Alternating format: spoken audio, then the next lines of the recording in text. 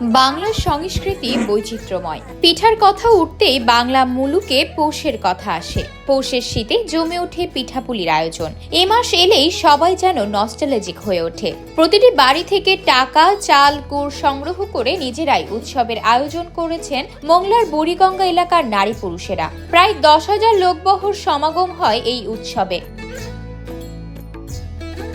11 বছর ধরে চলছে এই অনুষ্ঠানের আয়োজন।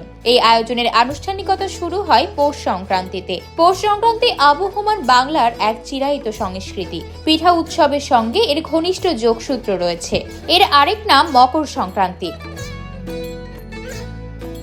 পৌষ মাসের শেষ দিনে এই সংক্রান্তি পালন করা হয়। বিশেষ করে হিন্দু ধর্মাবলম্বীদের কাছে বিশেষ গুরুত্বপূর্ণ, কারণ এ দিনেই আনুষ্ঠানিকভাবে খোলা পুড়িয়ে পিঠা তৈরি শুরু করে। মৌ মৌ গন্ধ ছড়িয়ে পড়ে মূলত শীত ঋতুর প্রথম ভাগ থেকেই।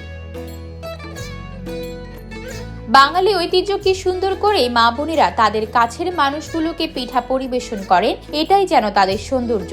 ঠিক তেমনি ঘরের আপ্যায়নের মতোই আপ্যায়ন মিলছে এই পিঠা উৎসবে। পিঠা বানানো ও খাওয়ার ধুম চলে বাগেরহাটের মোংলা উপজেলার বুড়িগঙ্গা ইউনিয়নে। এবার মুখরোচক সব পিঠার ঘ্রাণে এদিন সকাল শুরু হয় সেই প্রাণের উৎসব। কনকনে শীত উপেক্ষা করে পিঠার স্বাদ নিতে হিন্দু, মুসলিম ও খ্রিস্টানরা সহ বিভিন্ন ধর্মবর্ণের নানা বয়সের হাজারো মানুষের মিলন মেলায় পরিণত হয় এই উৎসব। আমাদের এখানে 60-62 বিশিষ্ট একটা সদস্য আছে। সেই সদস্য আমরা 5 কেজি চাউল 200 করে টাকা দেয়। এখানে আমাদের গ্রামে জাতি ধর্ম ভেদাভেদ শেষে আমরা সকল শ্রেণীর লোক নিয়ে এখানে আমরা পিঠা উদযাপন করি। এই পৌষ পার্বণ পিঠা উৎসব মকর সংক্রান্তি জনগণের সুবিধার্থে, মানে সবাই তো বাড়ি বানাতে পারে না, এই জন্য এক জায়গায় বানাই আমরা সবাই মিলে খাই। সামাজিকতা। এখানে আমাদের মা কাকিরা, স্থানীয় বাসিন্দা সবাই অংশগ্রহণের মাধ্যমে আমাদের এই পিঠা তৈরিটা সুন্দরভাবে পরিচালনা হচ্ছে। এই পৌষের শেষ দিনে আমাদের এখানে সকলের সহযোগিতায় তৈরি করছি পিঠা। শুধু মায়েরা তাদের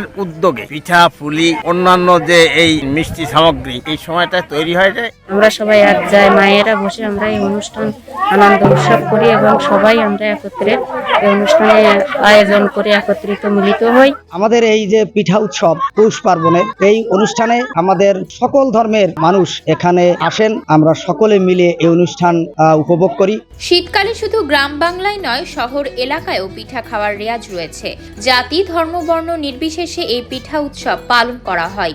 এলাকার মায়েরা উদ্যোগ নিয়ে তারা এই গ্রামবাসী তথা এলাকাবাসী যাতে সুন্দর পরিবেশে পিঠা খেতে পারে, তারা সবার সাথে আলাপ আলোচনা করে বিভিন্ন বাড়িতে বাড়িতে গিয়ে তারা কিছু চাল টাকা কালেকশন করে আজকে আমাদের এই পিঠা উৎসবটি এখানে তারা সৃষ্টি করেছে এবং তারা সেইভাবে এই বুড়িডাঙ্গা ঐতিহ্যবাহী কালীবাড়ি প্রাঙ্গণে তারা পিঠা উৎসব করছে বিগত 10-11 বছর ধরে। বুড়িডাঙ্গার আজকের এই শ্রী শ্রী সচিবাতা সংগঠনের এইখানে যে পিঠা উৎসব হচ্ছে মকরকান্তি সংক্রান্ত যে শুভক্ষণে এখানে আসতে পেরে আমি খুবই আনন্দিত এবং আমরা চাই আমাদের এই পিঠা উৎসবের মধ্য দিয়ে গ্রামীণ যে সংস্কৃতি আছে সেটাকে আমরা বিশ্ব দরবারে তুলে ধরতে এবং আমাদের এই সংস্কৃতিকে আমরা উজ্জীবিত রাখতে।